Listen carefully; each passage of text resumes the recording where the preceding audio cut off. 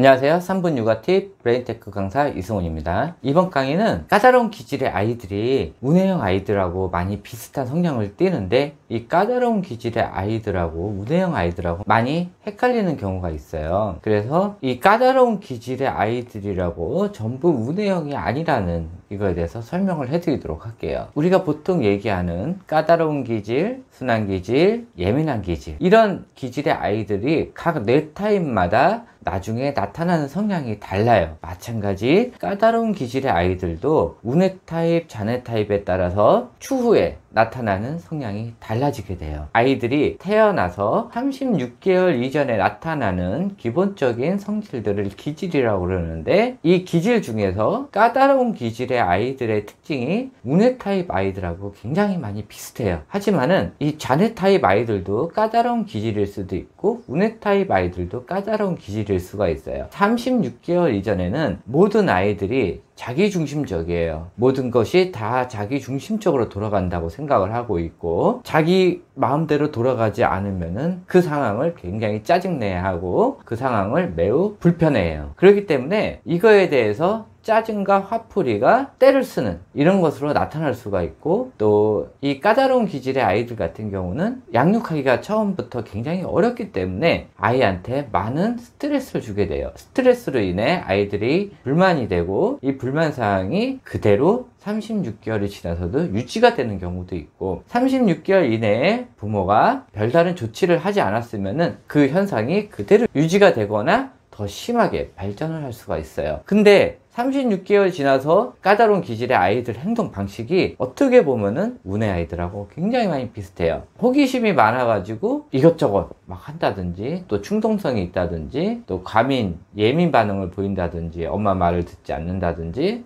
이런 여러 가지 성향들이 운해 아이들하고 비슷한데 다른 점이 있어요. 보통 36개월이 지나면은 아이들 지능 중에 사회 친화 지능, 자연 친화 지능, 이 지능들이 발달을 하게 되면서 나에서 우리로 바뀌어요. 이 우리라는 개념이 생기면서 궁금한 것이 있더라도 부모한테 물어보고, 부모가 원치 않으면은 운해형 아이들 같은 경우도 부모랑 많은 애착 관계가 쌓였으면은 하지 않아요. 하지만은 까다로운 기질의 아이들 같은 경우는 제재하거나 또 본인의 마음에 들지 않는 이런 것을 못하게 했을 때, 이런 아이들 같은 경우는 더 많은 과민 반응을 보이게 돼요. 이게 다른 점이에요. 이 기질은 사회 친화 지능, 자연 친화 지능, 이런 것들이 발달을 하더라도 이 기질 자체가 너무 세기 때문에 36개월 이전에 나라는 존재감이 계속 유지되는 경우가 있어요. 그래서 모든 게 자기 중심적으로 돌아가야 되는데, 사회에 나가도 모든 게 자기 중심적으로 돌아가지가 않아요. 자기 마음에 들지 않고 자기한테 전부 다 불편한 존재로 생각을 하기 때문에 이 까다로운 기질의 아이들 같은 경우는 낯가림 현상도 굉장히 심하고, 사람들하고 친화적이지도 못하고 어울리지도 못하고, 이런 현상들이 발생될 수가 있어요. 그렇기 때문에 어떤 거에 대한 호기심이 있을 때나 어떤 것을 자기가 작업을 하거나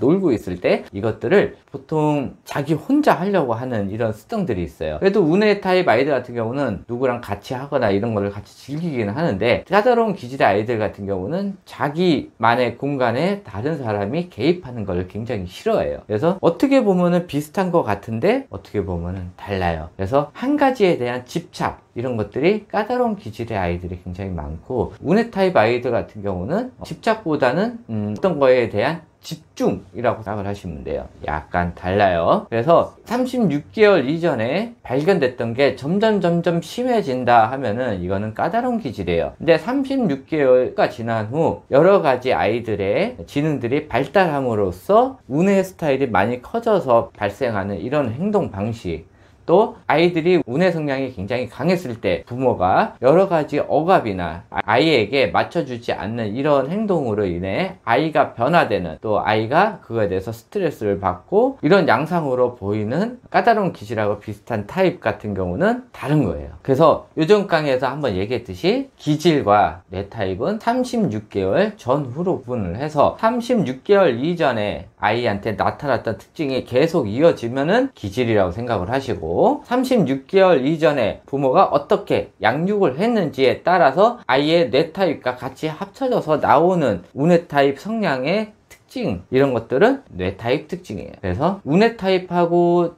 까다로운 기질의 타입하고 비슷하긴 하지만은 운해 타입은 36개월 이후에 빠르게는 24개월 이후부터 나타나는 성향이고, 까다로운 기질의 특징은 태어나면서부터 서서히 보이는 현상들이 계속 유지되는 현상이라고 생각을 하시면 돼요. 이것으로 강의 마치고요. 다음번 강의부터는 우리가 오해하고 있는 운해 타입 아이들의 특징에 대해서, 그것이 왜 오해였는지, 운해 타입 아이들의 특징이 뭘 의미하는지에 대해서 한 개씩 한 개씩 차근차근 알아보도록 하겠습니다. 궁금하신 점은 댓글에 남겨주시고요. 제 강의가 좋았다면 구독과 좋아요 부탁드립니다. 네, 감사합니다.